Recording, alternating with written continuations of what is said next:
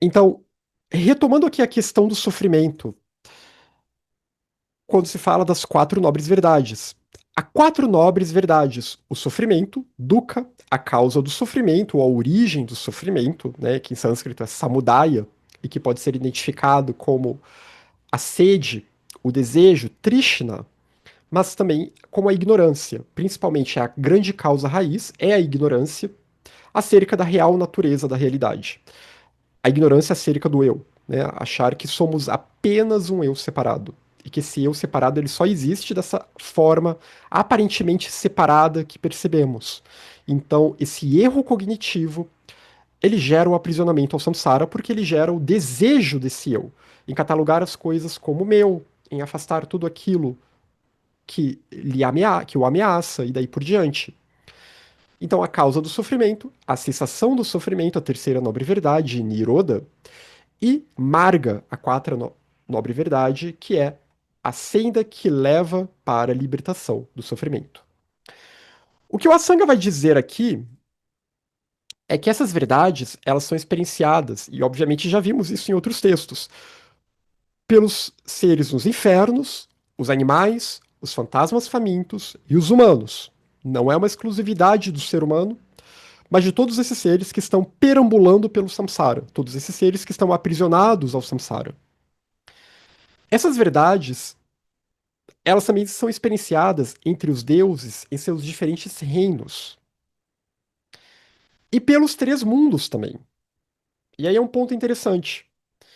Quando a gente fala no samsara, até planos de existência bastante elevados, nesses planos, os seres ainda estão no samsara. Mas vai haver, digamos assim, gradações. Há um samsara mais grosseiro, mais aflitivo, que é esse samsara em que nós estamos aqui no mundo do desejo, e que tem o desejo como a grande questão, né? Esse desejo atrelado, esse senso de eu,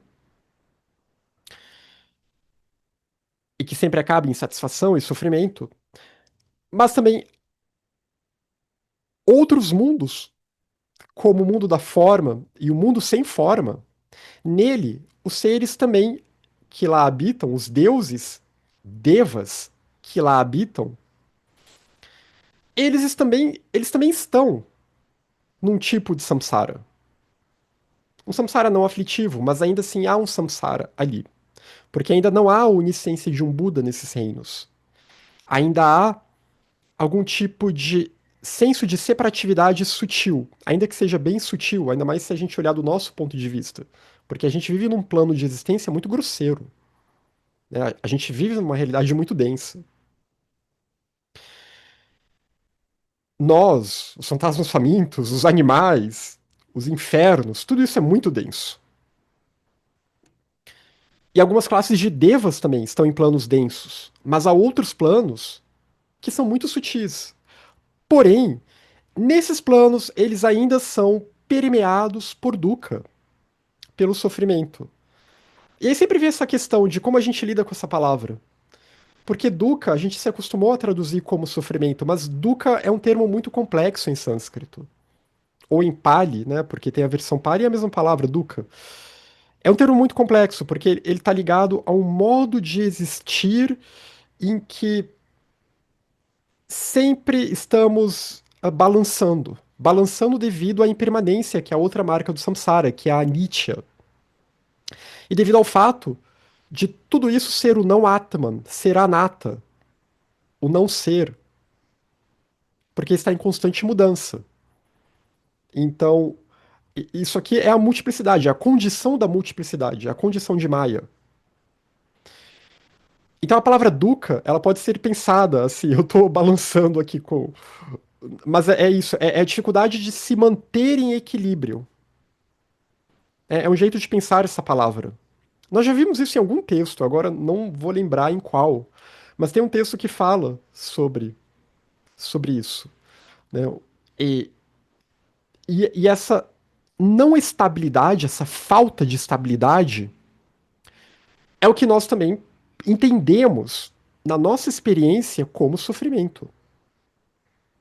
Principalmente na nossa experiência humana, ou quando a gente olha a experiência dos animais, né, como os animais experienciam como seres nos infernos, como asuras, como deuses de classes mais baixas, tudo isso é experienciado como um senso de insatisfação, que vai ter gradações, desde sofrimentos muito profundos, como são descritos os sofrimentos nos infernos, até algo muito sutil, que é experienciado em reinos sem forma.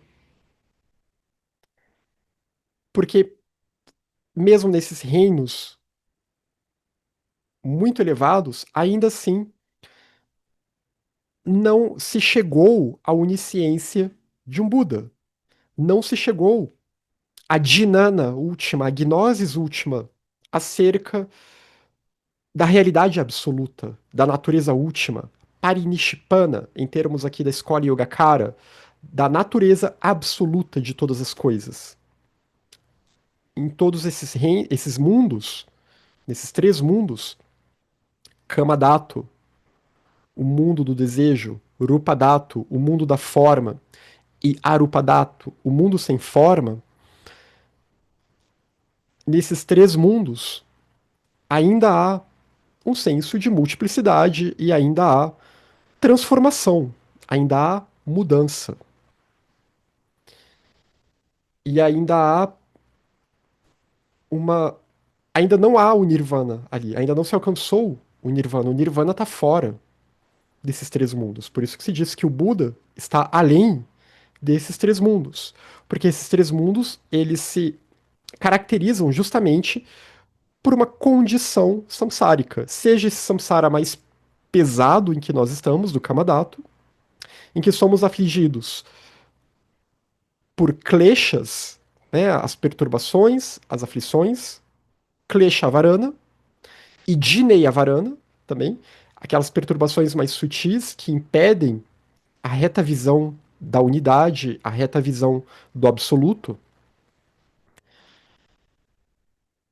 ou nesses reinos mais sutis em que muitos desses seres talvez já nem tenham kleshas, nem tenham mais esse tipo de perturbação, ou esses kleshas estejam desligados enquanto eles estiverem nesses reinos, enquanto eles não caírem, porque aí tem essa questão também aqui nessa literatura.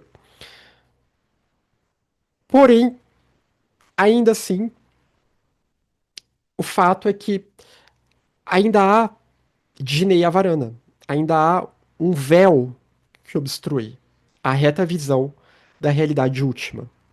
Então, esses três mundos, eles são samsara, mas há um samsara mais pesado, mais aflitivo, mais denso, que é onde nós estamos, e há níveis que se referem mais ao fato de serem reinos que estão na multiplicidade, que se manifestam e que vão ter seres que são luminosos, seres sutis, seres que são belos, mas que ainda assim estão sujeitos à mudança. E que também não têm a reta visão da realidade, que não tem uma sabedoria profunda. Até por serem tão sutis, não tem nenhuma mente concreta o suficiente para conseguir perceber a realidade. E é claro que a impermanência, como ela é experienciada nesses outros reinos, como nós veremos, ela é diferente também. Ela é diferente porque é no sentido de que o tempo ele é experienciado de outra forma. Nesses mundos da forma e sem forma, a forma de contar o tempo ela é bem diferente. Né? Como os deuses experienciam o tempo é bem diferente. Se fala em anos divinos, em outras formas de contagem, que para nós podem ser como 1000 anos e para eles podem ter parecido como um dia. E da mesma forma também a duração, né? Quando reinos inferiores já foram destruídos, naqueles ciclos dos kalpas, esses outros reinos, eles ainda podem perdurar por muito mais tempo. Em toda essa questão do multiverso budista e de como diferentes pontos são diferentes mundos surgem enquanto outros morrem a todo momento e daí por diante, né? Mas sempre lembrando também que quando a gente está falando muito desses deuses, a gente está se referindo à Terra aqui, né? São planos relacionados à Terra. Eu não coloquei hoje para o YouTube ao vivo, né? Eu vou colocar mais tarde, que alguém perguntou sobre isso, porque como teve problema na última quarta, eu caí E depois é um problema para editar quando já tá lá. Essas partes que caem e tal. Então eu vou colocar, eu vou colocar depois. Um Bodhisattva, a Cristina fez uma pergunta interessante. O Bodhisattva já saiu do samsara, mesmo ainda sem ter alcançado a realidade de um Buda? Eles também nascem no reino dos Devas? Se um Bodhisattva quisesse, ele poderia renascer no reino dos Devas. Porém, eles não vão querer renascer no reino dos Devas pelo simples fato de que eles têm um voto de continuar a renascer entre humanos, né? Mas eles podem se recolher em outros planos, não necessariamente eles vão estar renascendo sempre. Isso vai entrar também na questão das terras puras, que estão fora desse esquema. Aqui que eu vou falar brevemente sobre isso. Tem muito conteúdo hoje aqui, eu espero que o tempo que o tempo permita, mas um bodhisattva, ele já alcançou um grau de libertação do samsara. Ele alcançou um grau determinado de libertação, mas ainda não é a mesma libertação de um Buda, né? Não é o nirvana de um Buda. Essa libertação que um bodhisattva alcança é uma libertação dos kleshas e da compulsoriedade de renascer. Mas ele vai continuar a renascer por livre e espontânea vontade, né? Ou conforme for necessário, conforme o seu trabalho. Por isso que eu falei, eles não estão a todo momento necessariamente renascendo. Porque às vezes o trabalho pode ter de ser feito em outros planos. Mas sim, eles podem acessar muitos desses mundos do Kamadato, do mundo do desejo. A gente vai ver sobre isso. Porque o mundo da forma e o mundo sem forma, quem acessa esses mundos não consegue voltar para cá. Então eles não podem ir para esses outros mundos. Capacidade para isso até eles poderiam ter. Mas se eles renascerem no mundo da forma, digamos assim, se eles se deslocarem para esses planos mais sutis ainda, eles não vão conseguir voltar. Então, é uma questão interessante. O voto do Bodhisattva, ele justamente, ele justamente trata disso, de continuar a renascer como um ser humano no Kama Dhatu, no mundo do desejo. E sempre lembrando, quando a gente fala desses três mundos aqui, né, o Kama Dhatu, que é esse mundo que nós estamos, que inclui devas, não todos os deuses, mas inclui toda uma classe de deuses, né? Aqui eu estou usando deuses para a palavra deva. A palavra deva em sânscrito, ela significa aquilo que brilha, resplandece, resplandecente. Às vezes se traduz como anjos aqui. Eu não vou traduzir como anjo, porque eu já acho que é uma coisa muito desnecessária, né? É desnecessário. Eu prefiro como deuses. E não é que haja uma diferença tão grande assim entre anjos e deuses nessa terminologia, né? Digo, até outras literaturas, o Geoffrey Hodgson, quando ele vai falar das hostes angélicas, ele traduz como deuses também, às vezes, né? Tem o livro Reino dos Deuses, etc. Mas é porque anjo está muito ligado à teologia cristã e tudo mais. Então não é o caso aqui de fazer esse tipo de usar esse tipo de termo. Vamos usar deuses mesmo, como geralmente se usa. Então, o Kamadato ele vai ter esses seres. Vai ter nós humanos, vai ter os animais, vai ter os fantasmas famintos, vai ter os infernos e vai ter diferentes classes de deuses. São esses seis reinos do Samsara, que é claro que na visão budista, que eu sei que não é exatamente a visão de outras perspectivas reencarnacionistas, na visão budista é possível transmigrar por esses reinos. É possível, numa vida, estar como um deus e na outra cair para o inferno. Isso é possível na terminologia budista, que aí também pode ser interpretado de um jeito mais simbólico. Também pode-se pensar que talvez cada reino fique no seu quadrado, né? O ser renascendo sempre no seu mesmo reino, mas que simbolicamente ele vai estar numa condição ruim que vai ser análoga à daquele outro reino pior. Se fala muito isso, né?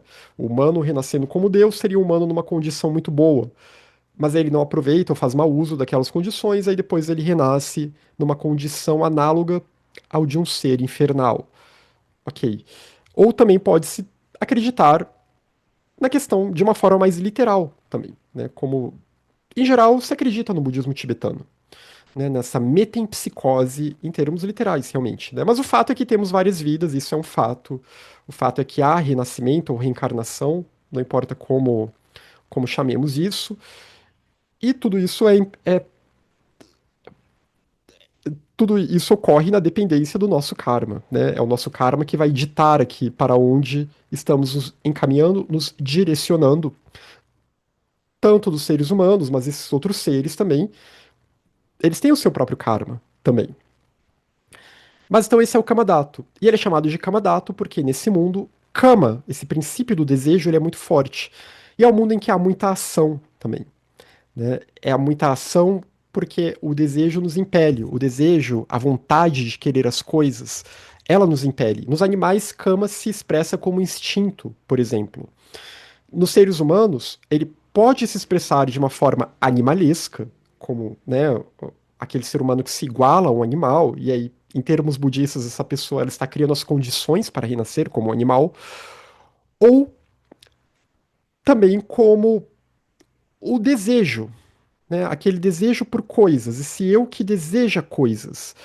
E nos deuses também isso vai se manifestar como um desejo por deleite, né, como um desejo pelo bem-estar, mas é um desejo mais sutil que o nosso, porque o nosso desejo ele é muito físico também, ele está muito ligado aos nossos sentidos, e nos deuses ele vai ter a ver, às vezes, com questões mais abstratas ou com sensações que já não são tão físicas, tão tangíveis também. E aí temos o mundo da forma, que é o Urupa-dato, que já é o mundo das formas sutis, e que é quando as formas começam a surgir, na verdade. Vamos ver um pouco mais sobre isso, e temos o mundo sem forma, o Arupa-dato, que aí o agregado. Esse agregado aqui, Rupa, o agregado da forma, lembra dos cinco agregados? Aqueles cinco agregados, os cinco skandhas. Esse skandha aqui, ele não está presente no mundo sem forma. E por isso que ele é chamado de mundo sem forma. Mas que às vezes as pessoas, por olharem isso, pensam que se trata do Nirvana, do Dharmakaya, e não tem a ver com isso aqui não. Mas aqui uma imagem do templo de Borobudur, na Indonésia, que esse templo é um templo bem antigo, né, um templo budista bem antigo. A Indonésia hoje é o maior país muçulmano do mundo, mas no passado foi uma terra budista. Personagens importantes do Dharma passaram por essa região. Por exemplo, lá nos inícios do núcleo Kadampa, temos o personagem Sirlingpa, que passou aqui por essa região, né? Disse até que talvez ele tenha vindo da Indonésia e depois se desloca para a Índia e depois vai ajudar a montar aquele núcleo Kadampa no Tibete. Mas o fato é que esse templo ele é um templo grandiosíssimo. Tenho muita vontade de visitá-lo um dia. Tem muitas outras fotos que vocês podem ver na internet, né? Ele é muito bonito. E aqui, e ele teria sido feito realmente para representar esses três mundos, né? A palavra dato aqui, que também é uma palavra em sânscrito complicada porque ela pode ser traduzida de diversas formas. Essa palavra dato, ela pode ser traduzida como elemento, como esfera, como mundo. Geralmente se convenciona a traduzir como mundo, mas a gente pode pensar também a esfera, né? A esfera do desejo, a esfera da forma sutil, a esfera sem forma, a esfera de experiência, a esfera de consciência. Mas, então aqui a gente vê que a parte mais externa dele representa o Kamadato. Essa parte em vermelho aqui na imagem à direita, que é o reino mais grosseiro. E aí, mais sutil, tem o Urupadato. E mais no centro, ainda mais sutil, tem o Arupa-dato, o mundo sem forma aqui em amarelo. Em branco, aqui bem no centro, tem algo ainda mais sutil, que eu imagino que é algo que está ainda além do Arupa-dato. Mas então, é uma mandala, né, que foi feita aqui para representar esses três mundos. E aqui no coração, né, esse branco certamente está falando ou do Nirvana ou dos Budas, do estado de iluminação que está além desses três mundos. E por esses três mundos há 31 reinos da existência. Isso é algo que a gente vê no Abhidharma, tanto Theravada quanto Mahayana. E o Asanga ele cita esses 31 reinos, por isso que eu estou trazendo aqui hoje. Eu não vou passar aqui um. A gente vai ver vários desses aqui em relação aos deuses, né? Mas só para mostrar esse esquema aqui de 31 reinos. E como que, principalmente quando a gente vai mais para os reinos mais elevados, o reino da forma, eles vão ter relação com estados de dhyana. Aqui está em Pali, não confundir com a palavra dhinana, mas esse jhana em Pali é uma transliteração para o sânscrito dhyana, meditação, plena atenção, contemplação, a paramita dhyana. Então, que o budismo Theravada trabalha com diferentes níveis de dhyana que levam para a libertação individual no caminho Theravada. E aí entra naquela questão que a Cristina perguntou, né? Se um bodhisattva pode renascer nesses mundos sem forma, no mundo da forma, etc. Aliás, no mundo da forma, poderia, mas não é desejável, porque ele tem que estar no mundo do desejo para conseguir renascer. É dito que no Theravada, é dito nos textos Mahayana, que esse é o grande problema. A, a libertação do Theravada, ela desliga a mente de tal modo dos sentidos, da experiência sensória, porque ela visa somente a libertação, né, e ela não tem uma vontade ali, um desejo de libertar os seres, ela desliga a mente de tal modo que ela leva essa mente a renascer em diferentes estágios do mundo da forma. E aí de lá ela não consegue voltar, porque ela está naquele estado de êxtase, ela está estática ali. No Abhidharma Mahayana e Theravada, e nos Sutras Theravada, o samsara, então, ele é dividido em três esferas de existência. O Kamadato, que é o mundo do desejo, o Rupadato, que é o mundo da forma, e o Arupadato, o mundo sem forma. Nesses três mundos, então, estão contidos diferentes reinos da existência condicionada, que podem ser mais densos, mais marcados por aflição, como esse aqui em que nós estamos, ou que podem ser mais sutis, mas que ainda é existência condicionada, ainda é samsara. Um total de 31 reinos da existência condicionada.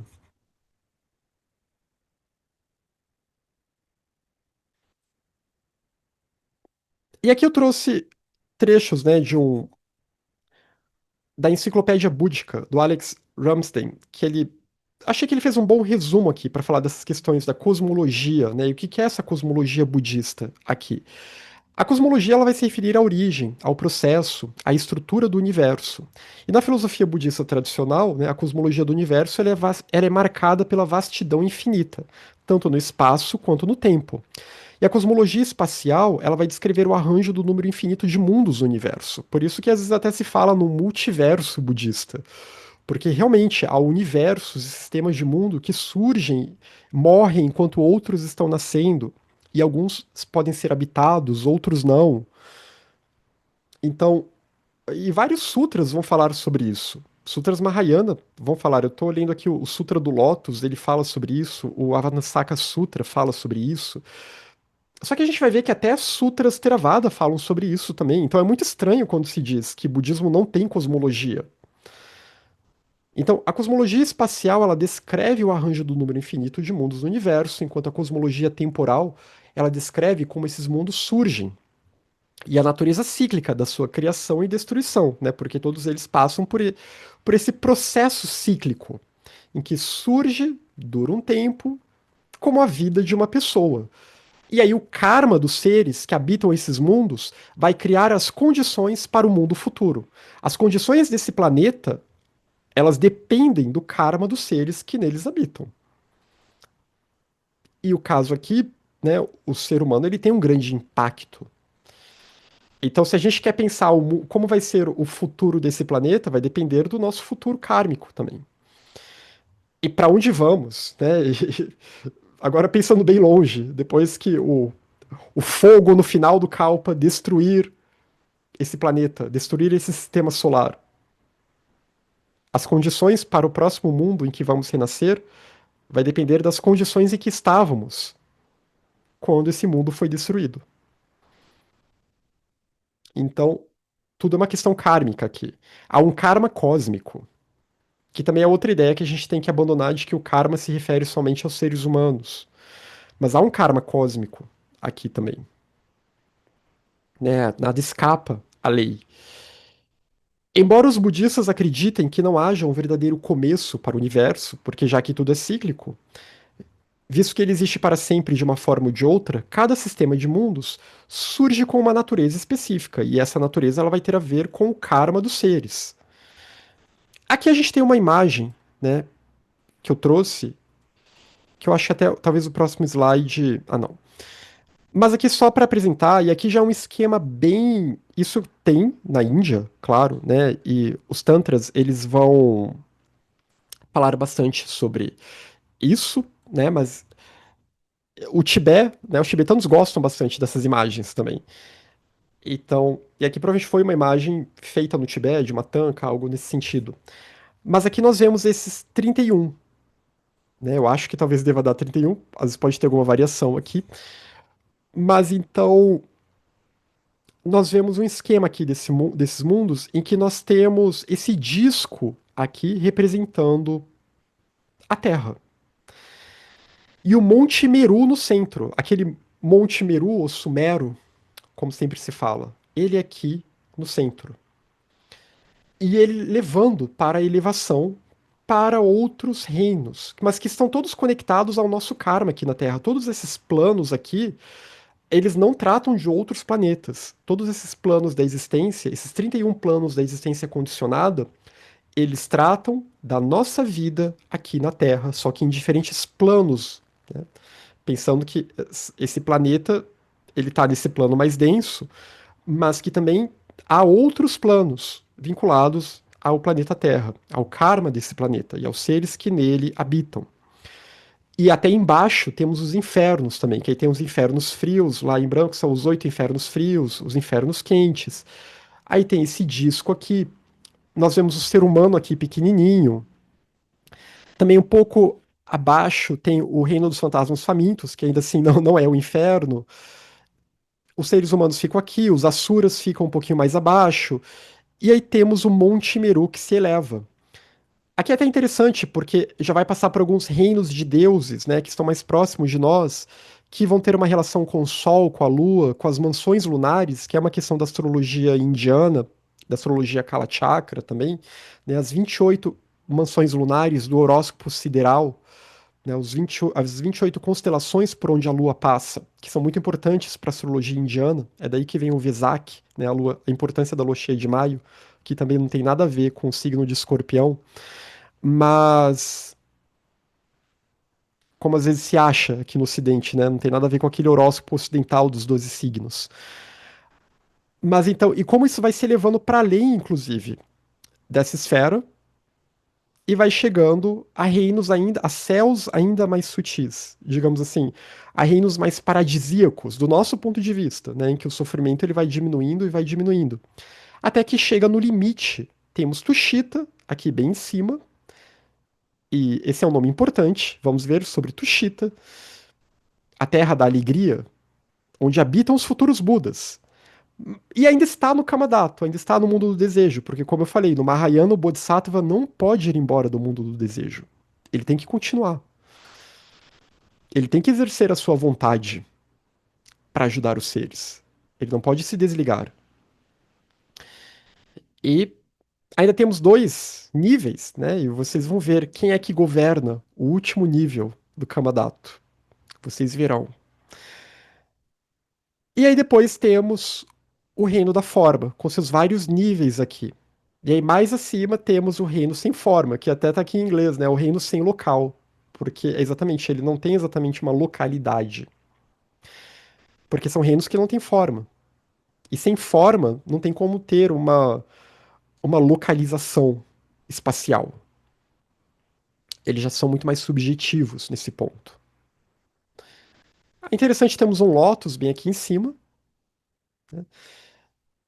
E isso aqui ainda não é o Nirvana. Não é o Dharmakaya, não é a realidade última. Tá além disso tudo. Claro que permeia tudo isso, permeia todos os níveis da realidade, a natureza Buda permeia todas as coisas. Mas isso tudo aqui é multiplicidade. Ainda estamos aqui na esfera do Maya, de Maya, e por isso que isso também é chamado de samsara.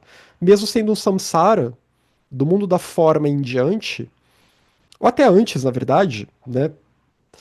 Ah, mas principalmente do mundo da forma em diante, já são níveis de samsara não aflitivos. Níveis de samsara em que o poder dos kleshas, ele já não está lá mais operando, porém, ainda não há a visão da realidade última. Por isso que os seres que estão lá ainda não alcançaram o nirvana de um Buda. E na verdade, eles têm menos sabedoria que os bodhisattvas, que estão em níveis abaixo, porque eles faltam uma mente plenamente desenvolvida para poder refletir.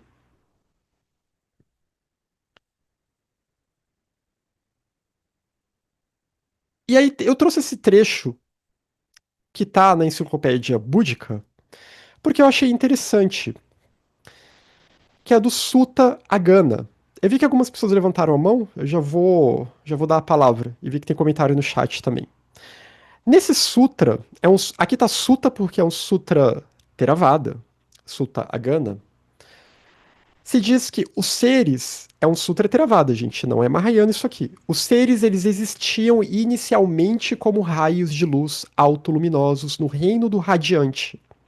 Aqui a gente está indo lá para essas esferas mais elevadas, aqui na esfera da forma, num ponto em que já há forma, então existindo de uma forma muito sutil. E nesse estado, não, então é no reino sem forma, na verdade. Era pura luz, mas era uma luz sutil sem forma. Nesse estado, os seres não têm forma e se movem pelo ar como energia. Após um período de tempo indeterminado, um mundo começa a evoluir sob os seres no reino do radiante. E esse mundo começa com uma superfície de água cercada pela escuridão. Então começa a surgir a água. E à medida que os seres se aproximam do mundo, uma substância leitosa, conhecida como a essência da terra, espalha-se sobre a água. E os seres ficam famintos e se alimentam dessa substância, eles gostam dessa substância. E isso faz com que eles percam a sua autoluminosidade devido a esse ato de ganância. E por sua vez, o Sol e a Lua são criados nesse momento. E aí os seres vão se tornando cada vez mais grosseiros à medida que um solo se forma sobre a Terra. E nesses momentos iniciais, a forma e a evolução do mundo são influenciados pelos atos positivos e negativos dos seres. Isso estabelece a base para a importância atribuída ao karma, a todos os atos de corpo, de fala e de mente, na determinação do destino de alguém do cosmos. Então aqui, eu achei interessante esse sutra, né? É uma visão cosmológica que até talvez se a gente for no Sutra, em outros que falam disso, dá para relacionar aí com muitas outras visões, mas há muito essa ideia de queda, né, de queda de uma condição mais elevada, que a gente vê em outras tradições, e que às vezes as pessoas acham que não tem no budismo. Mas uma queda, digamos assim, que é uma queda natural, é uma queda que acontece, em que o mundo começa a se densificar. E isso é mediante o karma, quando fala aqui dessa importância do karma, né? É que houve um momento em que se estava no estado luminoso, mas mediante o seu karma, agora veio a necessidade de renascer numa forma mais concreta. Provavelmente o karma carregado de um mundo passado em que se existiu. E assim, então, esses seres agora, eles habitam um novo mundo. Aqui só para expressar, né, como que essa ideia de cair de uma condição mais elevada também nós vemos em textos budistas. Não é uma ideia somente que às vezes se atribui muito ao gnosticismo e a outras literaturas, né? Mas aqui também está, né? E é claro que tudo isso aqui é uma linguagem mítica, não é para levar ao pé da letra, porque ao mesmo tempo o budismo sempre vai falar que é um processo natural, né? E que é um processo cíclico também. Ele ocorre desde tempos sem início, mas que a cada nova manifestação, essa nova manifestação, ela nunca vai ser igual àquela anterior. O ciclo, ele nunca se repete. É sempre cíclico, mas é sempre novo, porque é tudo na dependência do karma, que lembra muito também as instâncias de Dzyan, quando eu vou falar dos ciclos, né, dos mundos que vão surgindo e como nunca é igual. A Cristina ela perguntou se para alcançar a iluminação de um Buda é preciso renascer como humano. Pois é, os devas eles não conseguem, exatamente porque eles são muito sutis. Porque para conseguir refletir, para conseguir entender a realidade, é necessário passar por essa queda que a gente está vendo aqui. Porque é necessário ter uma mente, uma manas muito ativa. O que outras literaturas chamam de uma mente concreta. Uma mente que vai conseguir separar o joio do trigo. Esses devas, eles vivem inebriados por um estado de deleite. E os devas que estão em reinos ainda mais sutis, em planos mais elevados, eles vivem com uma mente muito abstrata, num determinado ponto e não conseguem desenvolver tudo o que seria necessário para realmente alcançar a iluminação. Até porque o estado de Buda, ele é um potencial do ser humano, né? Os devas, eles têm o seu próprio processo. O estado de Buda, na verdade, ele é o máximo que o ser humano pode chegar. E que é maior do que os próprios devas. Né? É um estado ainda mais elevado porque vai além dos três mundos. Porque o ser humano realmente tem a constituição psicofísica necessária para isso. O ser humano realmente ele é o ápice. Eu sei que isso não soa muito politicamente correto em tempos de destruição do meio ambiente e das tosquices que a gente vê o ser humano falando e fazendo no mundo, mas o ser humano, do ponto de vista da filosofia budista, embora ela não diga dessa forma, mas é o mesmo que a gente vai ver em outras filosofias esotéricas ocidentais. O ser humano realmente como o ápice aqui da, do surgimento dos seres, como aquele que vai conseguir completar o caminho. E por isso que a vida humana ela é preciosa. Aí por isso que o budismo diz que ela é preciosa, porque é só o ser humano que tem a constituição que vai perceber de forma total a correspondência entre o macro e o micro, né, em termos do Kalachakra Tantra, e que vai conseguir reunir todos os fatores necessários para se tornar um Buda e aí realmente poder ir para além desses três mundos, né, e ser um senhor perante todos esses mundos. Os devas, eles reverenciavam ao Buda, reverenciam aos Budas. Os Budas trabalham e bodhisattvas elevados trabalham em parceria com os devas. Né? Então, todos esses seres, na verdade, eles eles vão atuar como podem atuar como ajudantes também. Assim como há outras classes de seres que podem atrapalhar a vida do ser humano, como veremos aqui. Diga, Vânia, você levantou a mão?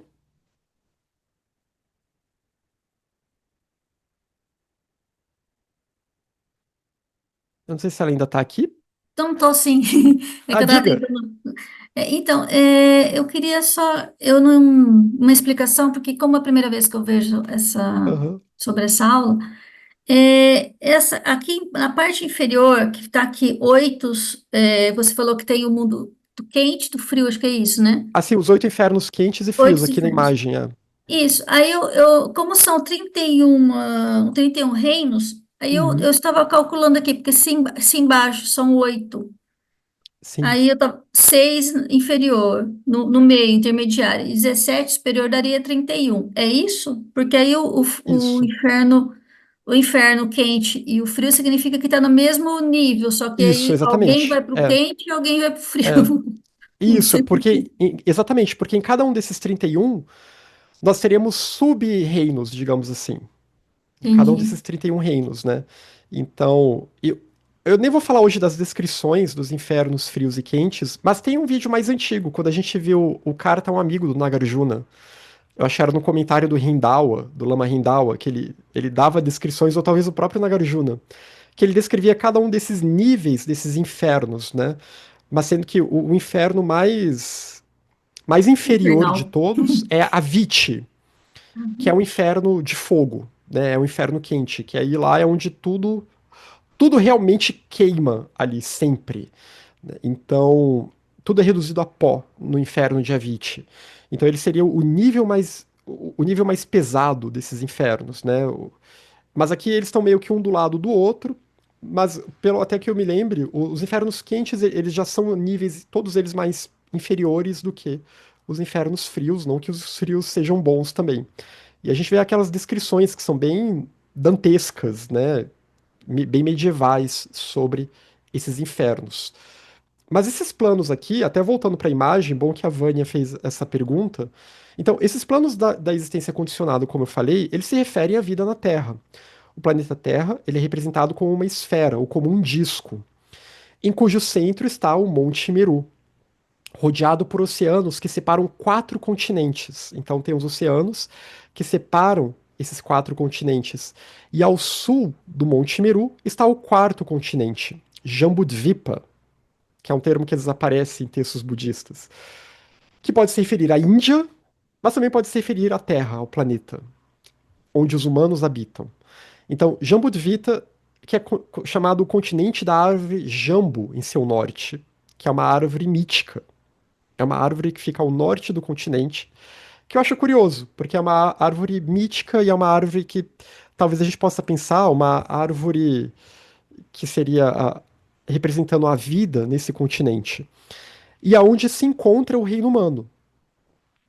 É o único continente habitado por seres humanos, em que a vida é marcada pela labuta, e ela chega em geral ao máximo de 100 anos, e aonde é possível alcançar o estado de Buda. É nesse continente aqui, o continente de Jambudvipa. Que aqui, como eu falei, não está se referindo a um país específico, a um continente específico, mas se referindo a todo o planeta habitável pelos seres humanos, se referindo ao planeta Terra, especificamente a vida humana, ao reino humano especificamente no planeta, né? Já que tudo isso aqui é a Terra em seus diferentes planos de existência. E os demais continentes, eles são inacessíveis. E em algumas descrições que eu vi, eles parecem se referir a outros estágios da humanidade, em que os seres são mais altos, têm menos dificuldades, vivem mais. Já vimos isso em outras literaturas também, né? Naquelas literaturas teosóficas, Estâncias de Dzian. Na literatura indiana também é falado disso, né? De seres que eram gigantes, etc. Que pessoas podem tomar isso como um mito, ou tem gente que também toma como algo literal, independente disso. Mas essa ideia de que nesses outros continentes haveria seres que seriam mais altos, viveriam mais, e vai diminuindo a cada continente, pelo que eu vi, até que chega no quarto continente, que é Jambudvipa, e a gente pode relacionar com as yugas, né? A Kali Yuga, a quarta era, e onde a vida ela diminui. E a altura também diminui, o tamanho do ser humano diminui. Então, o fato é que esse é o mundo humano como conhecemos. Quando a gente, vocês virem Jambudvipa num texto budista, é o mundo humano como conhecemos, né? O mundo humano. Então, dos 8 infernos, né? Temos esses 8 infernos aqui, frios e quentes, logo abaixo. Passando pelo reino dos fantasmas famintos, que está nesse disco marrom aqui na imagem. Então, os 8 infernos frios, esse disco mais azulado, quase, né, cor de gelo. Aí os infernos quentes, esse disco marrom, o preta louca, né? Louca pode ser traduzido como mundo. Então, que é esse reino dos fantasmas famintos. O reino e os fantasmas famintos são descritos muitas vezes como seres que morreram, mas que ainda têm tanto apego pelo mundo que eles ficam vagando por aí e ficam atrapalhando a vida das pessoas e ficam querendo sugar das pessoas.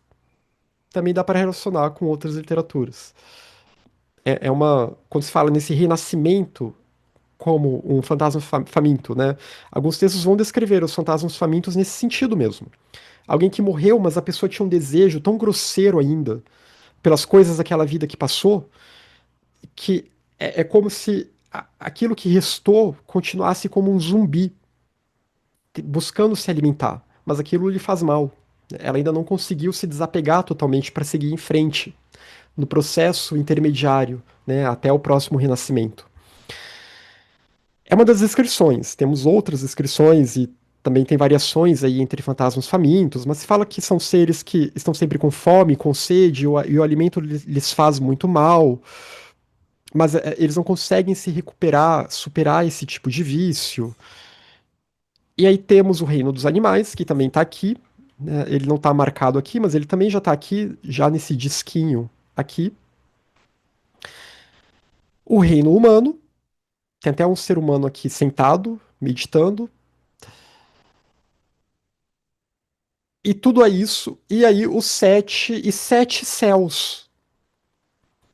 Teremos 7 níveis no Kamadato, no mundo do desejo, que serão habitados pelos deuses. Sendo que o primeiro ele é habitado pela classe mais inferior, que muitas vezes é incluída no reino dos deuses e muitas vezes é um reino à parte, que é o reino dos Asuras.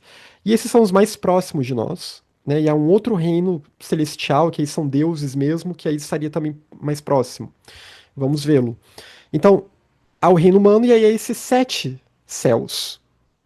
Também é algo interessante. Dá para fazer conexões aí com essa ideia de 7.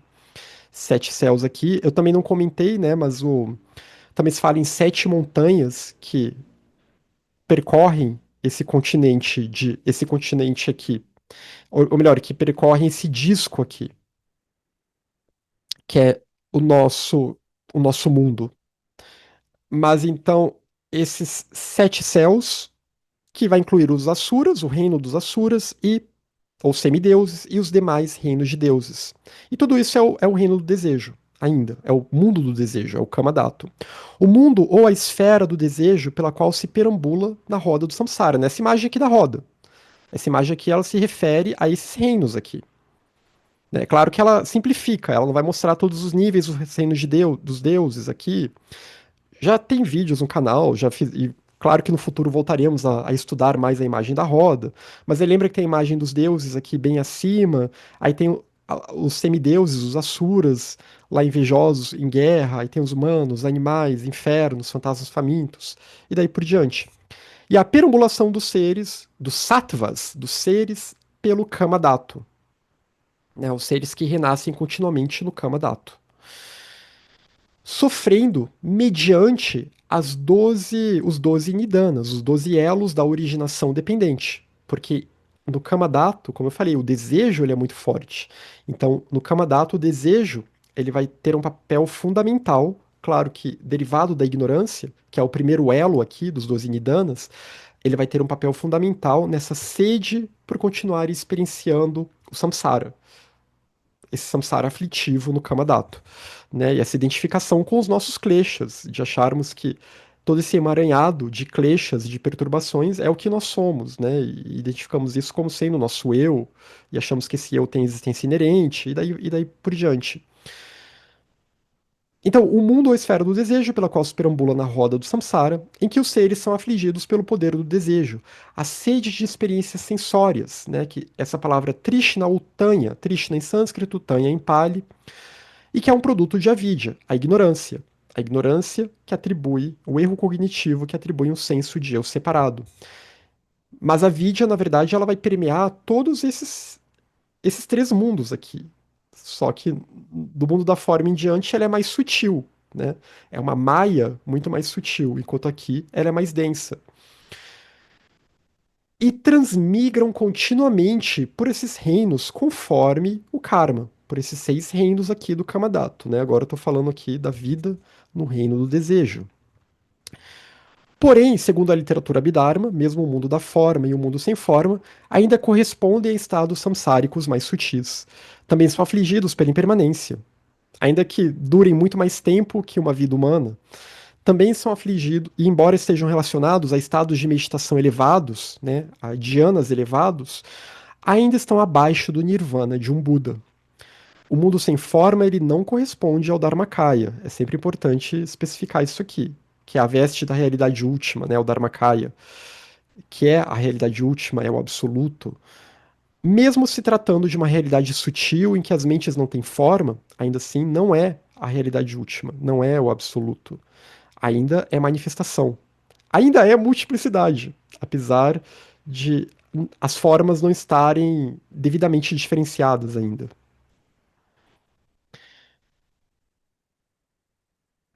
Então vamos ver o reino dos deuses, os reinos dos deuses no Kama Dhatu, no mundo do desejo. A gente começa pelo reino dos Asuras, que é esse reino aqui, que como eu falei, ele está bem aos pés do Monte Meru, não do Kama Dhatu, ele está aos pés do Monte Meru aqui. O Monte Meru no centro do, do centro aqui desse nosso disco, no centro aqui do nosso mundo. Então, aos pés do Monte Meru, e eles vivem em constante guerra com os deuses de reinos mais próximos. Eles foram expulsos do céu dos 33 níveis, e já chegaremos nesse céu. E eles são traduzidos como semideuses, às vezes como titãs também. Isso é coisa de tradutor que quer fazer aquela relação com os gregos, né? Porque também tem aquela guerra na religião grega antiga entre os deuses que vão surgindo a, a partir de Zeus e aqueles deuses mais antigos e que acabam sendo expulsos do Olimpo. Então, eles são traduzidos como semideuses ou titãs. Eles vivem vidas mais confortáveis que os humanos, mas são acometidos. pela raiva, pela inveja, pelo ressentimento, por estarem nessa condição de terem sido expulsos do seu céu original. E o Asura, né, o reino dos Asuras, esses semideuses, esse Asura Rahu, que na astrologia indiana, tanto védica quanto budista, ele é identificado como o nó do norte da Lua, o que causa os eclipses. Ele é um exemplo de habitante. Em alguns textos, ele é identificado como um dos soberanos do reino dos Asuras, no sentido de que é aquele que tenta eclipsar a luz do Sol, né? Porque essa, não vou entrar em questões astronômicas assim. Todo mundo sabe como funcionam mais ou menos os eclipses, mas esse movimento da Terra em relação com o Sol e com a Lua, quando a luz do Sol ela é obstruída. Então, esses nodos norte, eles representam esse ponto abstrato, né, esse ponto de interseção aí na órbita desses três, e que tem a ver, claro, com o movimento da Lua, mas então, e assim se prevê os eclipses. E na mitologia se diz que esse Asura, ele tentou roubar o soma dos deuses, para se tornar maior do que os deuses. Até que Vishnu, numa forma feminina, na forma de Mohini, como vemos na imagem, ela lança o seu disco e corta a cabeça de Rahu. E ele representa muito essa questão dos Asuras, da inveja, dessa voracidade de querer ter coisas. Então, esse poder do desejo. E os Asuras, na literatura budista, eles têm uma relação com uma classe inferior de seres que são desejosos e que podem funcionar como forças perturbadoras entre os seres humanos, né? Como forças maléficas, inclusive, entre os seres humanos. Mas que ainda assim é um reino em que o sofrimento ele é mais sutil do que entre os seres humanos, por incrível que pareça. Mas que eles podem acabar sendo idolatrados e podem. Os seres humanos podem usá-los para fazer o mal a outras pessoas. Então, e também é uma representação de avidya, né? Essa ideia de eclipsar o sol, o eu que tenta eclipsar a sabedoria, o eu que tenta eclipsar a luz, né, e que se joga para o samsara, se joga para as experiências do mundo, para as experiências sensórias, etc. Então tem essa relação aqui também, desses nodos lunares, dessa questão do eclipse, e a inveja dos asuras que os derruba da sua condição mais elevada.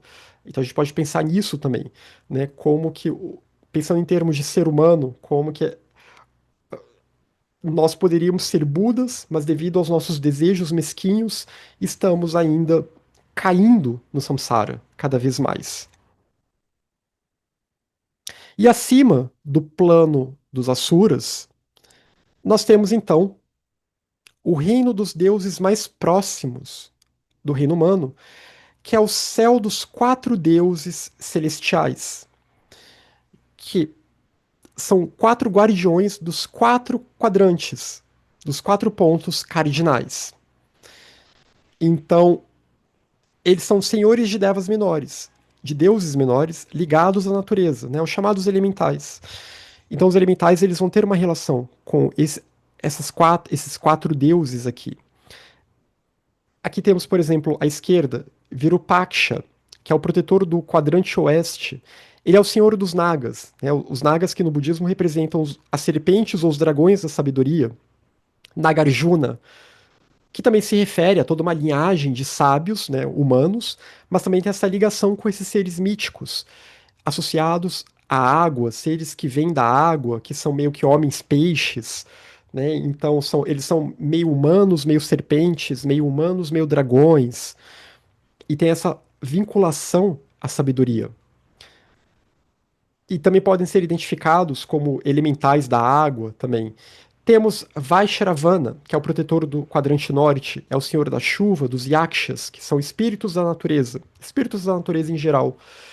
E Rakshasas, que já teria uma relação com os asuras em algumas literaturas, mas que são esses espíritos malevolentes, né? Espíritos que podem se aproveitar das fragilidades humanas e que podem inclusive ser invocados para justamente alguém que quer fazer o mal para outra pessoa. E aí temos Dhritarashtra, que é o protetor do leste, que é o senhor dos Gandharvas. Os Gandharvas são espíritos associados à música, que tem os Gandharvas que produzem a música, os masculinos e os femininos que dançam. Já vi que gente tentando fazer relação deles com as fadas, não sei se é uma forçação de barra, mas os Gandharvas, então, eles são esses seres ligados à música, à harmonia musical, à dança, que inspiram os seres humanos. Temos imagens de Gandharvas que se sentam e se prostram aos Budas. Então, eles são esses senhores ligados à música e Virudaka, que é o protetor do sul, que é o senhor do vento e da semeadura. E dos Kumbandas. Kumbandas são espíritos, são anões e animalescos. Também podem ser identificados como elementais da terra. Então, aqui eu não vou adentrar muito, né, em descrições, até porque a própria literatura budista ela varia muito em como descreve esses seres. Mas só para a gente ter uma ideia, que na perspectiva budista, tudo é vivo, em diferentes planos. Então, quando a gente olha para uma planta, quando a gente ouve uma música, ouve, quando a gente olha para a chuva, quando a gente olha para a água, para o fogo, etc., há deuses ali também vinculados a esses elementos, que também estão, de alguma forma, atuando num outro plano que a gente não consegue perceber. Então, muito aquela ideia de que há devas, deuses, ou nesse caso aqui, que são deuses menores, né, elementais, que estão povoando esse planeta a todo momento. Né, que nada está nenhum mineral, nenhum vegetal está completamente sozinho. Há algum deva ali que está ligado àquele mineral, àquela montanha, àquele rio, uh, àquela semente que está sendo plantada. Está tudo vivo a todo momento e tudo é povoado por esses deuses, por esses elementais menores, esses elementais ou esses devas menores, que têm uma relação com esses quatro senhores, que vão ter uma relação aqui ou com a chuva ou com o vento, né? Esse do sul, ele é o senhor do vento e da semeadura, porque é o vento que se espalha. Então, o outro é o senhor da chuva. O outro ele vai ter uma relação mais com a música e com o som que se espalha pelo ar. O outro ele vai ter uma relação com as serpentes da sabedoria, que vem da água. Mas o fato é que tudo aqui é vivo e tudo aqui está habitado por essas classes de devas. E isso é uma forma muito interessante de pensar a própria interdependência e como nós estamos profundamente ligados a esses seres. Eles não estão exatamente, esses quatro aqui, não estão exatamente ligados aos quatro elementos literalmente, né? Mas mais aos quatro pontos cardeais, no caso. Mas como eu falei, os quatro elementos, eles vão ter os seus devas específicos, né? Os seus elementais específicos, que de alguma forma vão estar atuando junto a eles. A Cristina fez até uma pergunta, né? Aí eu já não vou saber responder sobre como o Espiritismo descreve, porque eu já não tenho leitura disso, né? De cidades espirituais, planos elevados. Até porque é um pouco diferente, né? Até a forma como tem aquela coisa de quando a pessoa morre e ela vai para uma cidade, isso já não tem no budismo, né? É mais um estado de sonho do que algo tão literal.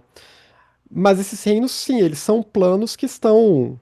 São todos planos que estão aqui na Terra, né? São diferentes planos da realidade, diferentes dimensões da experiência humana. É que dimensão é uma palavra muito ficção científica, né? Mas realmente é multidimensional aqui. A Ismênia fez uma pergunta interessante. Todos esses devas de mundos sutis fizeram parte de outros manvantras e são eles que participam da emancipação. Os textos budistas vão falar que sim, alguns deles eles têm uma relação com isso, né? E até nessa questão de cair depois, num próximo, exatamente porque não alcançaram o estado de Buda, num próximo ciclo, eles vão cair de novo no estado humano. Então há uma relação, sim, alguns deles, né? Mas é claro, todos esses seres, num próximo Manvantara, eles vão estar em algum estado e alguma condição. E aí temos o céu dos 33, né? Essa palavra de sânscrito é gigante. Trayas Trimsha, que são 33 níveis de. É um céu que ele tem 33 níveis e ele é habitado por 33 seres celestiais. E este céu ele é presidido por Chakra. Chakra é um personagem que aparece muito nos Sutras Mahayana dialogando com o Buda. E Chakra, ele é uma espécie de um Mahadeva. Ele é o rei dos deuses, né? Ou um Devaraja, um rei dos deuses. E Chakra é um epíteto para Indra, que também, né, que vem lá do Rig Veda, vem da tradição védica. Então, na história mítica do Abhidharma, porque tem toda uma história mítica sobre como o Buda teria dado o ensinamento do Abhidharma pela primeira vez.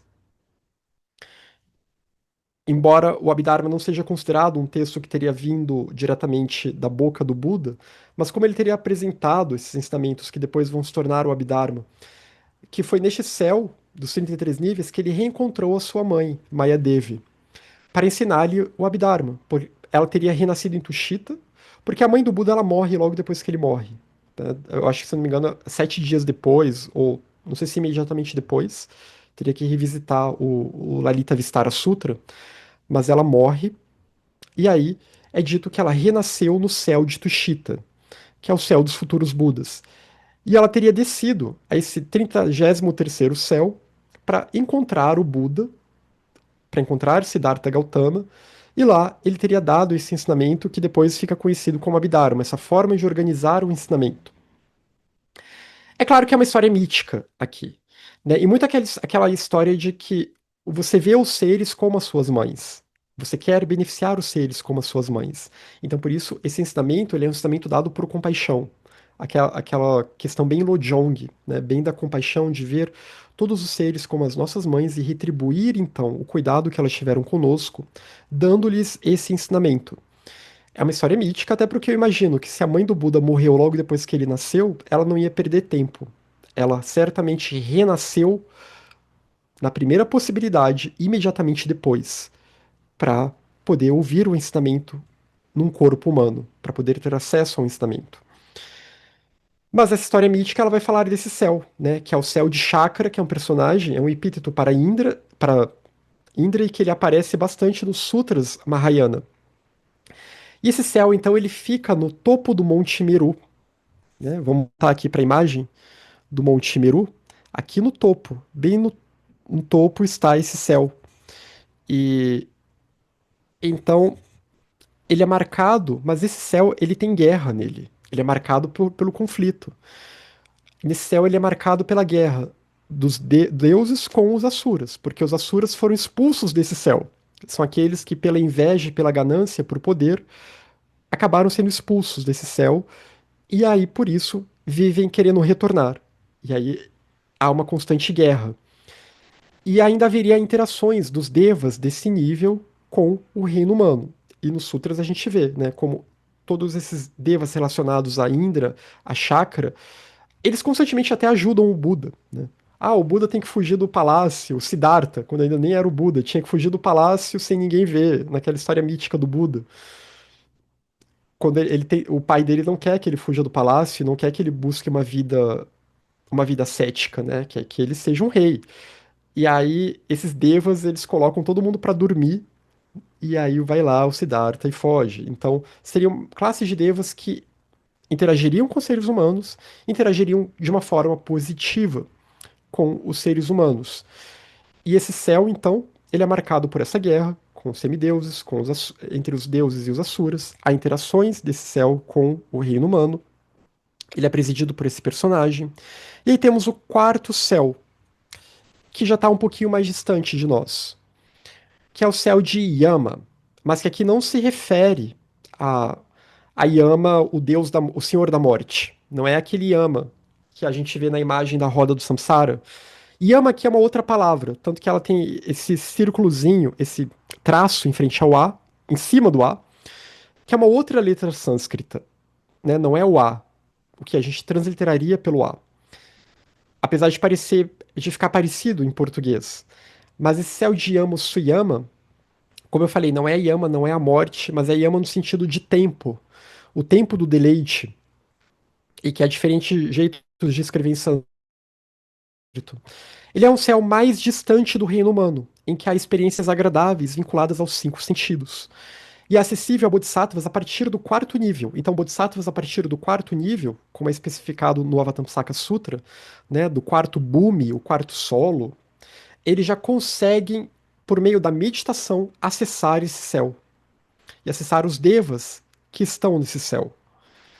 E é uma terra em que as estações seriam sempre agradáveis, né, com uma eterna primavera, sei lá.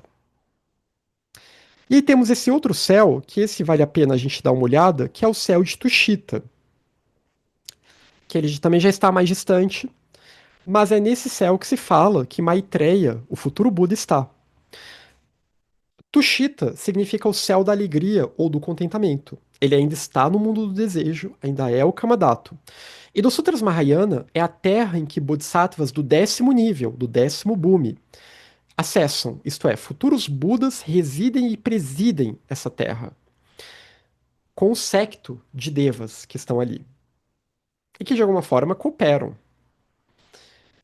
Não é muito explicado como, mas eles cooperam, né? Vamos lembrar que devas eles cooperam de várias formas positivas, com a cura, de várias outras formas, ajudando com a harmonia, etc. E eles vão ser atraídos pela vibração da pessoa, né? Se a pessoa está harmônica, se um lar está harmônico, haverá harmonia e os devas do lar estarão lá para ajudar. Se é necessário fazer um ritual de cura para Tara Branca ou Buda da Medicina, Tara Branca também tem um séquito de devas da cura, que estará lá para ajudar, né? De devas da saúde, da longa vida, que estará para ajudar. Ela representa esses devas. Então, e daí por diante. Mas o fato é que no céu de Tushita, esses futuros Budas, eles residem e presidem. E antes de Maitreya presidir Tushita, ele fora presidido, esse céu, pelo Bodhisattva Svetaketu. Svetaketu. Aqui não é um H, era para ser um V. Antes dele renascer como Siddhartha Gautama, o quarto Buda. Isso a gente vê no Sutra, no Lalita Vistara Sutra. Chegou a hora dele renascer, porque era a hora, era o momento em que a humanidade estava preparada.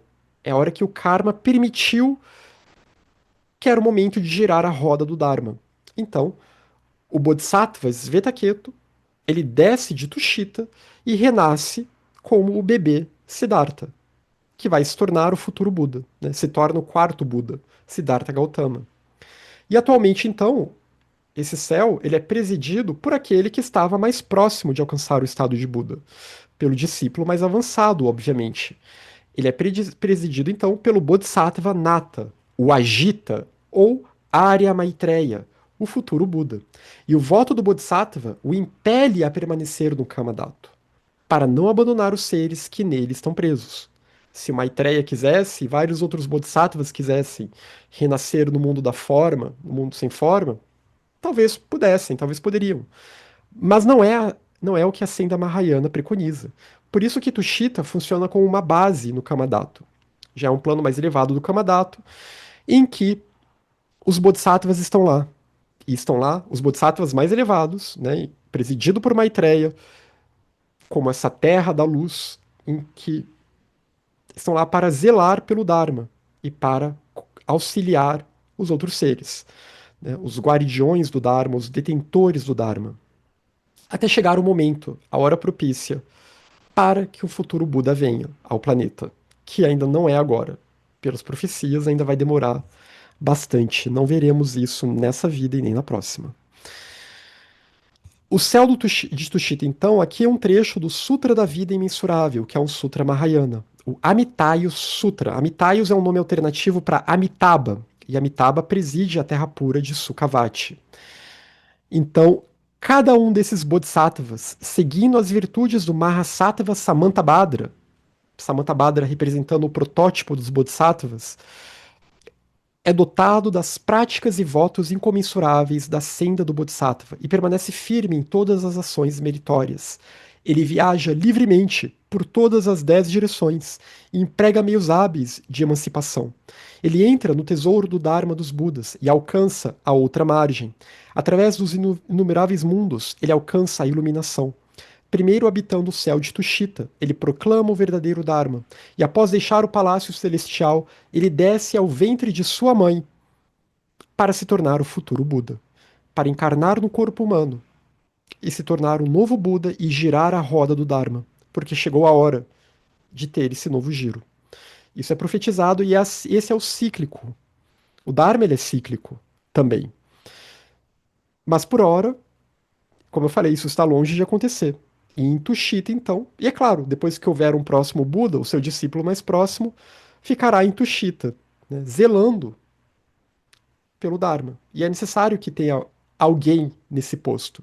Porque quando se alcança o Budado, não tem mais como voltar. Né? Quando se alcança o Budado, está além até do mundo sem forma. O Nirvana está além de tudo. Não é mais possível. O corpo, a forma densa, ela não mais vai ser capaz de conter um ser que alcançou o estado de Buda. Porque esse ser ele se tornou um com o Dharmakaya. Então, por isso, é necessário que haja uma base mais próxima para o benefício de todos os seres. E para que outros possam continuar a seguir no caminho e continuar renascendo como humanos, tendo acesso aos verdadeiros ensinamentos e então se tornarem Budas. Então, Tushita, que é esse céu bastante elevado, e acima de Tushita, há o céu das emanações. Nirmanarati. Nirmana significa emanação. Né? Nirmana não é cessação de manas, nada disso. São palavras diferentes aqui. Esse mana aqui não tem nada a ver com manas. Significa emanação, irradiação. E Nirmanarati, o céu das emanações, que está acima de Tushita, é um céu habitado por deuses que emanam imagens de deleite. Mas já que eu falei em Nirmanakaya, obviamente quem acessa Tushita são Nirmanakayas, são aqueles que teceram a sua veste de luz e que já se libertaram do samsara, são bodhisattvas bastante elevados. E outros céus também, para serem acessados, ainda abaixo de Tushita, também já tem que ser bodhisattvas de níveis maiores, como nós vimos, né? Do quarto nível em diante, né? E Tushita, quem o preside, é um bodhisattva do 10º nível. Mas então temos esse céu que está acima de Tushita, que é um céu em que deuses emanam imagens agradáveis, imagens de deleite, de bem-aventurança. E temos o sétimo aqui, né? O último nível, que é Parinirmita Vashvartin, que é o céu dos deuses que tem poder sobre as criações alheias. E esse céu ele é presidido por Mara, aquele que tenta manter todos presos ao poder do desejo. E tenta manter todos presos ao samsara aflitivo, no Kama Dato ou no Kama Louca, né? Que é um sinônimo para Kama Dato. O Deva Mara e suas hostes são sempre derrotados pelo Buda. Então vejam que Mara ele preside, ele é um deva, ele é um deus aqui nessa linguagem, que obviamente não precisamos levar para o literal, mas que ele preside então esse último céu, esse sétimo nível aqui, que é o limiar do mundo do desejo. E nos sutras budistas ele é aquele que aparece para tentar atrapalhar o Buda, para tentar seduzir o Buda, né, oferecendo poder, riquezas, etc., um poder inimaginável. E ele representa os kleshas, as perturbações, né? Representa o poder do desejo, nos seus níveis mais sutis. Por isso que ele está no último céu do Kamadato. Porque mesmo os deuses que habitam esses níveis, eles ainda têm o princípio Kama. Embora seja mais sutil, seja menos denso que em nós, mas eles ainda têm desejo. E então, o governante do desejo é Mara. E ele está lá, nesse último nível.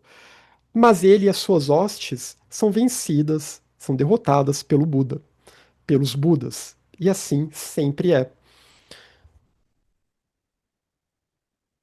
Essa questão de sete, né, ela é bem interessante, porque outras literaturas vão falar também de 7 níveis que precisam ser superados e daí por diante. Então é algo bem interessante aqui que me chamou a atenção. Se a gente pegar esses reinos de deuses e que acaba dando 7 também, pode ter variações, claro. Mas então, já estamos quase no final, porque não há muito a se falar sobre esses outros reinos, né? A gente já estourou um pouquinho o tempo aqui, mas segurem aí comigo. Mas então nós vimos que temos Tushita, que é habitado pelo futuro Buda, e que é um plano de existência, então, acessível a bodhisattvas elevados, mas que ainda há dois outros céus no Kamadato. E Mara está no último, né? Está no limiar. que é aquele limiar em que ainda há essa força do desejo, que ela pode se manifestar de formas ainda bem sutis. Mas para além, então, há o Rupadato, que é o mundo da forma, que já são formas mais sutis, né? Às vezes se traduz como o mundo da forma sutil, mas que o agregado da forma, ele está lá presente. E esse primeiro plano de manifestações do agregado da forma, né? Nesse mundo, há um primeiro plano, e nesse mundo as formas elas são mais sutis e invisíveis aos habitantes do Kamadato, o mundo do desejo. Nós não conseguimos ver os seres do mundo da forma. Os do Kamadato, os Devas, eles até podem aparecer para nós, que às vezes quem tem clarividência, e podem tomar formas que vão se confundir com a nossa imaginação, podem tomar formas para nos manipular também, dependendo do tipo de ser. Aí vai variar muito, né? Vai depender muito do nosso filtro também, como eles vão aparecer para nós. Agora, os do mundo da forma sutil, eles já não aparecem para nós. E esses mundos são habitados por classes de deuses chamados de Brahma e Maha Brahma. Seus reinos correspondem a diferentes níveis de dhyana. Um Arhat, no Theravada, na senda do Pratyeka Buda, da iluminação, da libertação individual, ele pode renascer nesses reinos ao cultivar os 4 níveis de dhyana. O Mahayana adverte contra isso, pois o Bodhisattva ele deve renascer entre humanos no Kamadato e somente como humano no Kamadato, que o estado de Buda pode ser alcançado. E o Arhat, mesmo ele indo para esses reinos, esses mundos que estão, digamos assim, acima de Tushita, o Arhat ele ainda não superou nem um terço do que um Bodhisattva já superou. Ele apenas desligou a mente. É isso que ele fez. Ele se desligou do samsara. Essa libertação individual, ela não é uma libertação guiada realmente por uma sabedoria acerca do vazio. Por isso que também não tem bodhicitta. Então, mesmo eles estando num reino que parece ser mais elevado e que, em termos de vibração, ele é mais sutil, ainda assim, esses arhats que estão lá, eles estão numa espécie de um sono. Eles não estão, de fato, com mais sabedoria ou mais elevados no caminho do que um bodhisattva, ou do que uma Maitreya, obviamente. Tanto que quando eles tiverem que renascer no próximo Kalpa, eles caem. Eles renascem como humanos que ainda vão ter que galgar todo o caminho de novo. Os reinos de Brahma, então, eles vão corresponder a esses 4 dhyanas, esses 4 estados de dhyana. Então, temos um reino que vai corresponder ao primeiro dhyana, que é o Maha Brahma, né, que é um ser que caiu de outro estágio superior numa vida anterior. E se vê como criador de tudo, não percebendo as realidades acima de si. Então, esse Maha Brahma. E aqui a literatura budista, principalmente Theravada, né, mas na Mahayana também, às vezes ela gosta de cutucar o hinduísmo de uma forma que às vezes é um pouquinho too much. E acho por isso também que eles estão cutucando. Olha, esse Brahma, que é a teologia hindu tradicional identifica como o criador de tudo, ele não criou tudo, não. Ele tá só se achando o criador de tudo. Então, é um ser que caiu de outro estágio superior numa vida anterior e se vê como criador de tudo, não percebendo que há realidades acima de si, né? Não percebendo que há outros níveis do mundo da forma acima de si. Mas ele não é mal, né? Não tem aquela coisa do demiurgo gnóstico, que ele é mal e quer aprisionar os seres. Ele não é que nem Mara, que quer aprisionar os seres no Kamadato. Não, ele só é ignorante de não perceber o que está acima de si. E se vê, então, como um criador único, o mais elevado. E aí há os ministros de Brahma, que é uma outra classe de Brahmas, e os conselheiros de Brahma, né? Não vou entrar em detalhes sobre isso, os textos também não dão muitos detalhes, mas há todo um séquito aqui de seres que têm um papel na criação do cosmos, né? São inteligentes até certo nível. Eles têm uma função aqui, embora não sejam os criadores de tudo. E tem a ver, o primeiro estágio de Dhyana, ele vai ter a ver com o estado da observação, da reflexão, do deleite e da alegria. E uma mente que chega nesse estado, e aqui Dhyana no sentido constante, que está sempre nesse estado de uma observação constante, uma plena atenção constante, com reflexão, com deleite, com alegria, ela poderia chegar a esse nível. Então, o Arhat, ele poderia renascer nesse reino, né? Poderia se elevar para esse estado e fica lá. E fica lá achando que aquilo é o Nirvana. Depois temos o reino de Abasvara, que foi de onde aquele Brahma caiu, né? Que numa existência anterior ele estava nesse reino e depois ele cai. E isso tem a ver com o segundo Dhyana. E os deuses desse plano, eles têm corpos luminosos como relâmpagos, é descrito. E também tem reinos dos devas, detentores de esplendor. Tem outro reino que é de devas de luz ilimitada e tem outro que é de luz limitada. Os textos não descrevem muito bem também. Mas o fato é que é como se tivesse uma gradação, né? E uns têm uma determinada luminosidade, em outros essa luminosidade se torna ilimitada, em outros há um grande esplendor, e em outros ela é como um relâmpago, no mais alto aqui de todos. E vai ter a ver com o estado do segundo dhyana, que é um estado em que a observação já passou e a mente agora só experiencia deleite e alegria, só deleite e sukha, só bem-estar e um senso de alegria. Então, quem alcança o segundo dhyana chega a um estado análogo desse reino e pode renascer nesse reino da forma.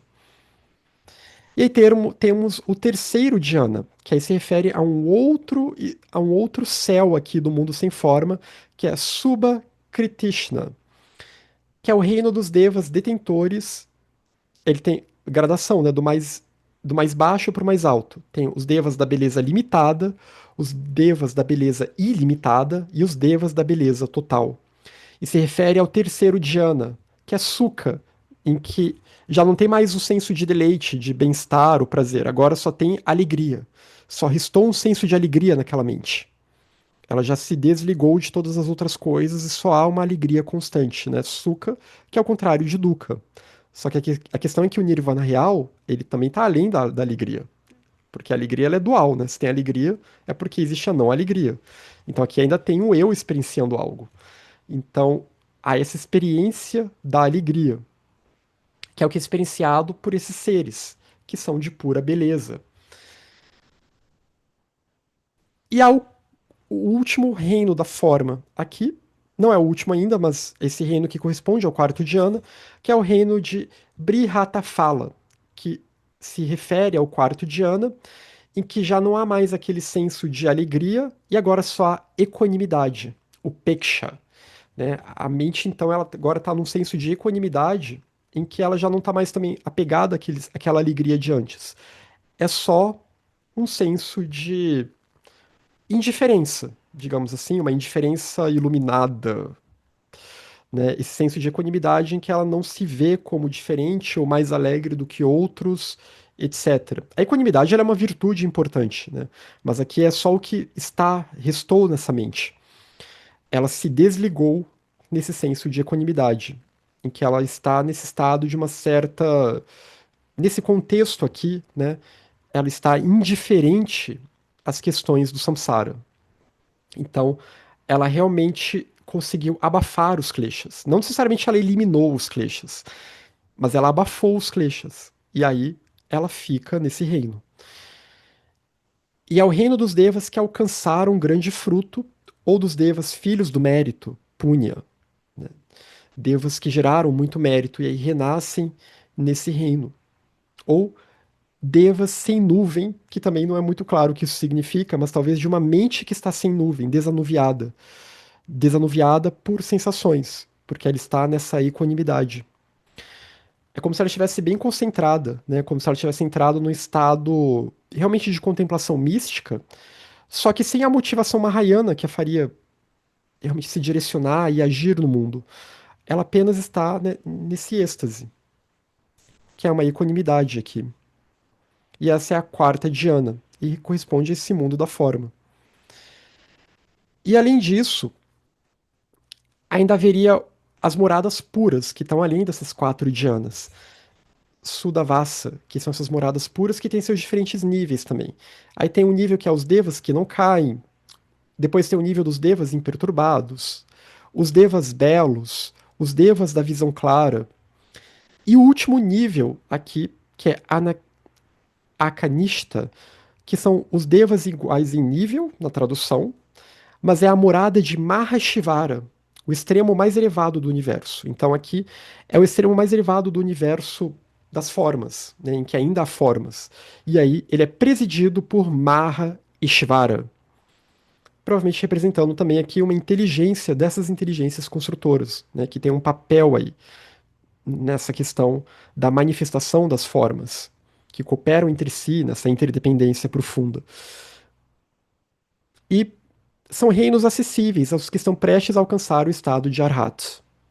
Mas não é possível renascer como Bodhisattva nesses reinos, então também os Bodhisattvas não se voltam, como eu falei, para o mundo da forma.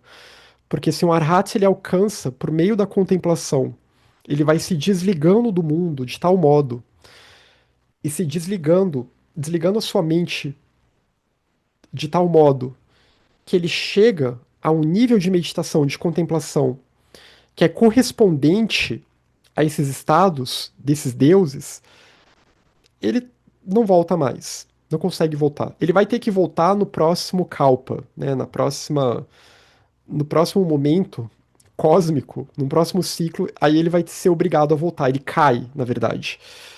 Mas aqui ele ficou nesse estado e não vai poder ajudar os seres, né? Porque é uma senda que nem preconiza isso. E não vai poder completar o caminho. O caminho ficou incompleto. Não vai poder se tornar um Buda nesse período.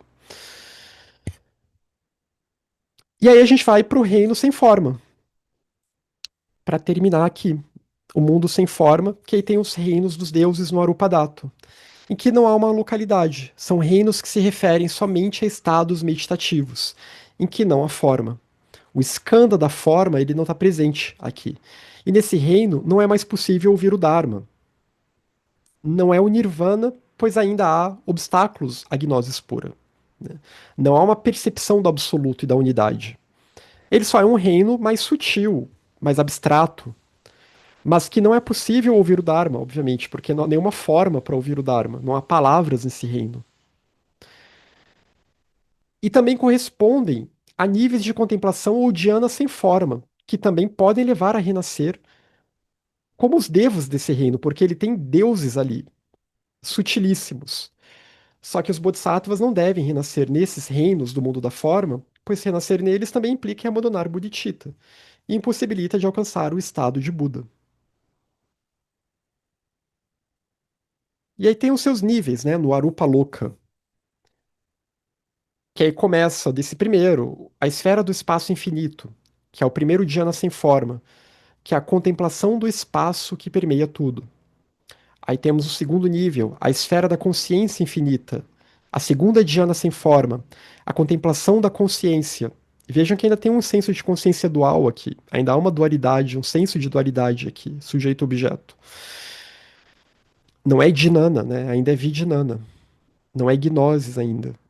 Embora seja sutilíssimo, para a gente até é difícil de imaginar, mas ainda há um senso de dualidade aqui. Ainda há avidya aqui, ainda há ignorância aqui, ainda que sutilíssima.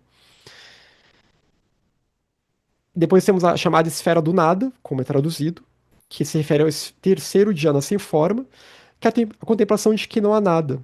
E que essa pode enganosamente parecer o nirvana, né, que é um silêncio, mas que ainda não é o nirvana de fato, porque está muito abstrato aqui. Mas que ainda há um senso de eu, um eu sentindo que não há nada, mas o eu está ali ainda, de forma bem sutil.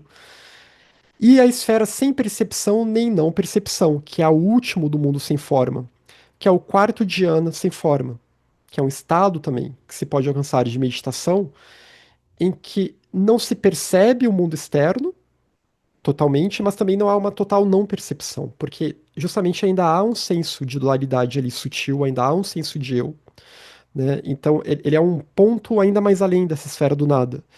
Então, não há uma percepção, mas também não há uma não percepção.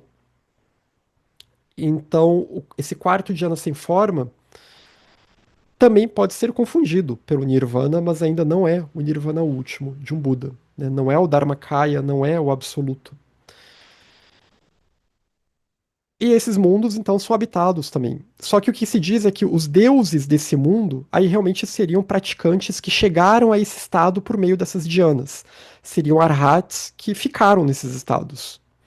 e que aí eles habitariam esses mundos, mas que depois eles vão cair, né? Aí eles vão caindo de reino em reino em reino, até num determinado momento do ciclo, eles vão ter que voltar como humanos, de alguma forma, porque eles não alcançaram realmente o estado de Buda. Então aqui para terminar, né, nos mundos da forma e sem forma, os deuses ainda têm sofrimento, sofrimento sutil, como nós vimos, segundo a Sanga no Abhidharma Samuccaya, e que é bem sutil e é difícil de perceber aos nossos olhos. Ainda mais quando a gente vê esses nomes, né? Os deuses da beleza infinita. E na literatura Abhidharma, tais reinos também são impermanentes, obviamente, porque são parte da manifestação. E têm seus próprios períodos de duração, conforme os ciclos de kalpas, mahakalpas. E que esses mais sutis, em geral, eles demoram mais tempo para serem eliminados, digamos assim. Eles duram mais tempo que os mais grosseiros. E aí, só para fechar, porque muita gente às vezes se confunde em relação a essas questões, né? Nós temos as terras puras, vinculadas a cada um desses 5 Jani-Budas, como a terra pura de Amitabha, Sukhavati, né? Temos toda uma classe de sutras voltados para a questão da terra pura. E sobre terras que são acessíveis a bodhisattvas ou a pessoas muito virtuosas que depois da morte podem acessar essas terras, como vai ser interpretado em muitas vertentes do budismo Mahayana. Só que essas terras puras, elas ficam fora desse esquema dos 31 planos da existência condicionada, justamente porque eles representariam planos que estariam fora desse samsara até mesmo mais sutil. Para mim isso é um mistério, né? Ou se talvez essas terras puras seriam apenas nomes para Tushita ou para algum outros desses planos mais elevados. Isso não é explicado nesses textos. Então, eu só sei que nada sei. Mas o fato é que as terras puras, vinculadas aos 4 Jani-Budas aqui, dos 4 pontos cardeais, elas não são incluídas no esquema, nesse esquema dos 3 mundos. Elas ficam de fora. E elas são, em sânscrito, chamadas de Buddha Kshetra, ou campos de Buda, que representam estados elevados da consciência, vinculados à senda Mahayana. Então, se alcança uma terra pura quando se alcança um estado elevado, uma condição elevada de um Bodhisattva elevado. E aí, de fato, se alcançou a Terra pura. Embora às vezes elas sejam também interpretadas como uma espécie de um céu para onde pessoas boas vêm, mas originalmente eu acho que não é exatamente isso. Eu acho que realmente ela se refere a o que os maniqueus vão chamar da Terra da Luz, né, que é acessada pelos seres elevados, pelos filhos da luz, ou no caso do budismo, por bodhisattvas elevados. E Sukhavati é a mais conhecida, a Terra pura de Amitabha, muito enfatizada nos textos budistas. Agora, se ela é sinônimo, ou se tem uma relação com Tushita, eu já não sei. E a gente vê outras terras que são descritas também, né? Você fala que Tara Verde, ela vem de uma terra pura chamada de Potala. Tem até o Palácio de Potala no Tibete. Tem as terras Dakini, vinculadas ao Tantra de Vajrayogini. Então, haveria outros planos que já teriam a ver com estados elevados dentro do Mahayana, né? E dentro da experiência de um Bodhisattva que pode acessar esses outros planos, mas que continua atuando pelo bem dos seres, né? Não abandona os seres e continua renascendo para auxiliar os seres. Mas eu acho que dá para dizer que tudo isso tem que estar no Kamadato. Se a gente for pensar que o Bodhisattva ele tem que estar no Kamadato, no mundo do desejo, para atuar, e vimos que Tushita, que é a terra presidida pelo próximo Buda, está no Kamadato, então eu imagino que essas terras puras, se não forem sinônimos para Tushita, elas certamente também devem estar aqui no Kamadato, né? E lembrando sempre, tudo se refere ao nosso planeta aqui. Só o Jani Buda aqui do centro, o branco, Vairochana, que não tem uma terra pura associada a ele. E ele não tem porque ele representa todo o corpo ou forma da manifestação cósmica, né? Então, ele representa o Buda cósmico, o protótipo de todos os Budas, o Buda perfeito, e também como uma manifestação do Adi Buda absoluto manifesto nos seres, né? E pode se relacionar a ele também com a própria natureza Buda, indestrutível. A luz de Vairochana que permeia todos os mundos, como o Avatamsaka Sutra vai falar bastante. Então ele já tem uma relação mais com o absoluto, né, com o Adi Buda, e Adi Buda que representa o absoluto, né, a realidade absoluta, que aí tá além de tudo, que é o puro nirvana, é o nirvana último, e, enfim, é a realidade última. E no budismo esotérico, Hoje o foco foi no Abhidharma, né? E acaba que o Abhidharma também bebe muito do que está na literatura Theravada, mesmo o Abhidharma Mahayana. Mas o budismo esotérico, o Kala Chakra Tantra, ele também aborda a cosmogênese. E aí vai ter algumas diferenças na forma como ele aborda. E se focando principalmente na correspondência entre macrocosmos e o microcosmos, né? O Kala Chakra interno e o Kala Chakra externo. Então, essa identidade, e aí também a astrologia, ela vai entrar bastante no Kala Chakra Tantra. Então, vai ter algumas diferenças, possivelmente. Há algumas diferenças nessas catalogações do Kala Chakra Tantra, mas também, pelo que eu vi por alto, não sei se muda tanto, mas o fato é que o Kala Chakra ele vai se focar muito nisso. E vai se focar também na questão da manifestação cósmica como um todo, né? E aí depois especificando nesse mundo e essa identidade nossa com o cosmos e o cosmos dentro de nós.